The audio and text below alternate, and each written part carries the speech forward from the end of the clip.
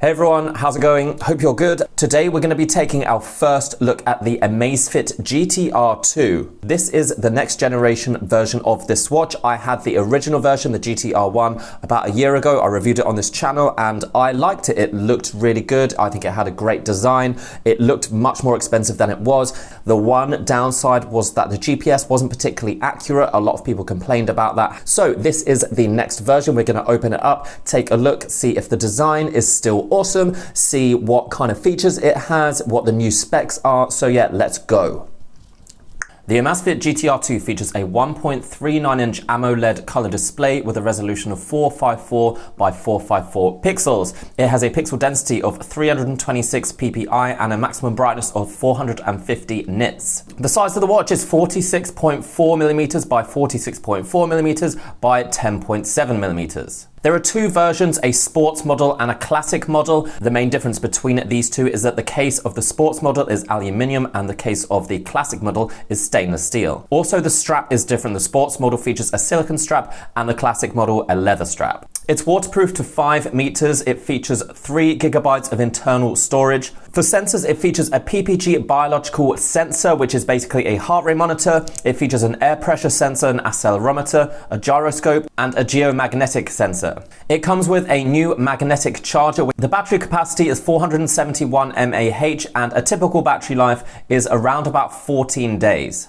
It features Wi-Fi, Bluetooth 5.0, and internal GPS. Just from opening up the watch, taking a look at the appearance, I think it retains that quite premium look. I think it still looks amazing. The main thing I liked about the original GTR was its design. I thought it looks really good. I thought it looked really modern. I do prefer circular displays in smartwatches. I think they look more classic. I think they look more like a normal watch, but then you still obviously get all the smartwatch features. It features just 2 manual buttons which activates the screen or can take you to some menus. The watch doesn't seem to be particularly thick, so those with thinner wrists shouldn't worry too much. The slight disappointment is the silicone strap. I do prefer leather straps. This just happens to be the one that was sent to me. This is the sports version, which features a lighter aluminium body and the silicone strap, obviously better for doing sports, going running at the gym and all that stuff. So the design of this particular version is meant for more sports activity-based stuff, whereas the classic one is meant for people who just want a good-looking smartwatch. The screen is a bright, sharp AMOLED display with a pretty high resolution. From what I can tell straight away, it's super responsive. Seems to be very colorful. The icons are really sharp. You can't see any pixelation. It looks better than most phones, to be honest, just on this very small screen. It has a very high resolution for the size of the screen. The large circular display seems to be able to show quite a lot of information straight away, so that is also very good if you just want to take a quick look. The screen automatically turns on when you move your wrist. However, it's not always on display.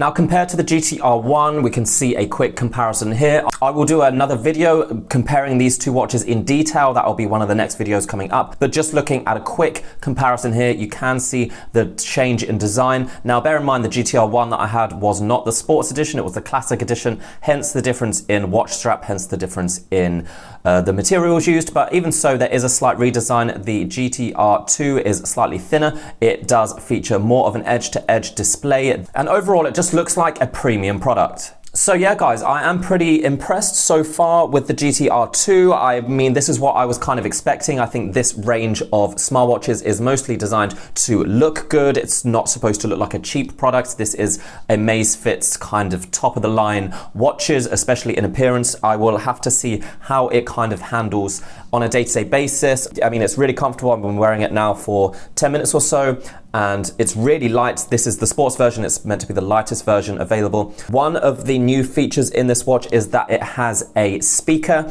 and microphone, so there is a voice assistant, which I will have to work out how to activate. I'm not quite sure how to activate it now, but you should also be able to take and receive calls while it's connected to your phone, so you will be able to actually take the calls and possibly dictate messages, stuff like that. So that is one of the main upgrades from the last version, as well as the new design and an improved battery life. Also, hopefully the GPS will be better, because that was an issue with the last version. The GPS just seemed to be a bit, I don't know, temperamental, wasn't particularly accurate. Unfortunately, gyms are closed where I am right now. We're in lockdown 2, so I will have to be going out and do running and exercise outside, which I'm not looking forward to. So I will have an opportunity to test the GPS pretty much every day for the next week or so. So I will get back to you and show you how accurate it is and compare it to some other smartwatches that I have. The GTR 2 costs around about $180. It's probably going to be the same in pounds and euros, roughly, basically under 200 of all currencies, I'm assuming. I'll also be seeing how accurate the heart rate and SpO2 sensors are. They have supposed to have been upgraded from the last version to a newer device, newer technology. So we'll see if the accuracy has improved. It was pretty average on the last one. And, you know, SpO2 trackers are becoming popular now. So we'll see how it compares to the other watches I have. So yeah, that's it, guys. Let me know what you think of the Amazfit GTR 2. These are just some first impressions. Overall, nothing to complain about. I really like the design. Obviously, that is subjective. Maybe people just like different kinds of designs. And yeah, it's really comfortable to wear, and that is important for me because I don't like to feel things on my wrist all the time. I kind of want to forget that it's there. So if you want to know more about the Amazfit GTR 2, subscribe because I will be bringing you everything you need to know, a full review, probably in about a week. I'll wear it for a decent amount of time before I give the final verdict. So guys, stay tuned, plenty more videos coming up in the next month or so.